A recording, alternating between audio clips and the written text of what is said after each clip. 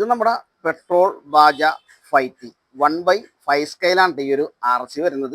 ഇത് ഒരു വർഷത്തോളം കസ്റ്റമർ ഉപയോഗിക്കാണ്ട് വെച്ചിരുന്ന ഒരു RC കാറാണ്. അതിനുശേഷമാണെന്ന് തോന്നുന്നു കസ്റ്റമർ പെട്രോളൊക്കെ മേടിച്ചൊഴിച്ച് മരണ അടി അടിച്ചിട്ടും വണ്ടി സ്റ്റാർട്ടാകുന്നില്ല. അങ്ങനെയാണ് നമ്മുടെ ഗാരേജിൽ സർവീസിൽ ഇറങ്ങണേ കേട്ടോ. അപ്പോൾ നമുക്കിതൊന്ന് ചെക്ക് ചെയ്ത് നോക്കാം. ഒരു വർഷം വെറുതെ ഇരുന്നുകൊണ്ട് എന്താണ് ഈ ഒരു RCക്ക് കംപ്ലൈൻറ്റ് പറ്റിയിരുന്നതെന്ന്.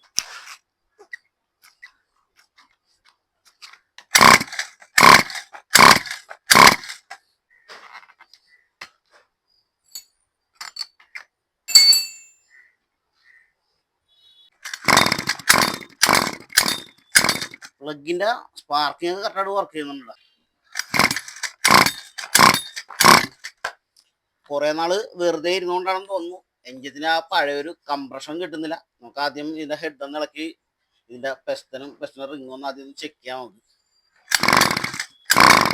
പെട്രോൾ RC കാറിൻ്റെ എഞ്ചിൻ്റെ പെസ്റ്റനാണ് ഈ കാണുന്നത്. തീരെ ചെറിയ പ്രശ്നമാണ് വരുന്നത്. അതുപോലെ ഇതാണ് സിലിണ്ടർ വരുന്നത്. കുറേ നാൾ ഇരുന്നതിൻ്റെ ചെറിയ ചെറിയ പ്രശ്നങ്ങളുണ്ട്. രണ്ടാമതൊന്ന് ക്ലീൻ ചെയ്ത് സെറ്റ് ചെയ്ത് കഴിഞ്ഞാൽ കംപ്രഷൻ കിട്ടുമെന്നാണ് നമ്മുടെ ഒരു വിശ്വാസം. അപ്പോൾ നമുക്ക് എഞ്ചിനൊക്കെ ഒന്ന് ക്ലീൻ ചെയ്ത് രണ്ടാമതൊന്ന് റീസെറ്റ് ചെയ്തെടുക്കാം. എഞ്ചിനഴിച്ച് റീസെറ്റ് കഴിഞ്ഞപ്പോൾ ഇതിൻ്റെ കംപ്രഷൻ റെഡി ആയിരുന്നില്ല. അപ്പോൾ നമുക്ക് ഇനി അടുത്തതെന്ന് വെച്ചാൽ കാർബറേറ്റർ കൂടെ ഒന്ന് ക്ലീൻ ചെയ്തെടുക്കണം. എന്ന് വെച്ചാൽ 2 സ്ട്രോക്ക് വണ്ടിക്കൊക്കെ പെട്രോളിൽ ഓയിൽ മിക്സ് ചെയ്തല്ലേ ഒഴിക്കുന്നത്. അപ്പോൾ ഈ കാർബറേറ്റർ കൂടെ ഒന്ന് ക്ലീൻ ചെയ്ത് സെറ്റ് ആക്കണം.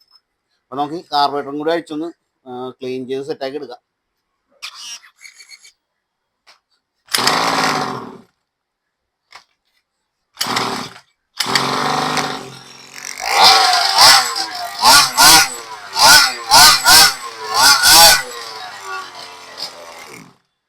അപ്പോൾ വണ്ടി നമ്മൾ സ്റ്റാർട്ടിങ് കണ്ടീഷനാക്കി സംഭവം നല്ല അടിപൊളിയായിട്ടുണ്ട്. അപ്പോൾ നമുക്ക് ജസ്റ്റ് ഒന്ന് ടെസ്റ്റ് ഡ്രൈവ് ചെയ്ത് നോക്കാം.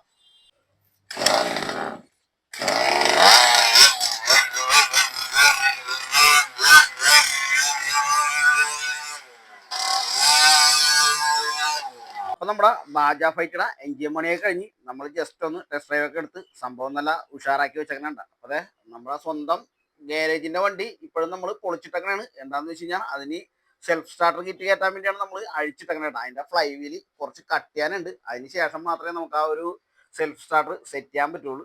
അപ്പം നമ്മുടെ സർവീസിന് വന്ന വണ്ടി പക്കയാക്കി നമ്മൾ അടിപൊളിയാക്കി റണ്ണിങ് ഒക്കെ കഴിഞ്ഞ് സെറ്റാക്കി വെച്ചിട്ടുണ്ടാ.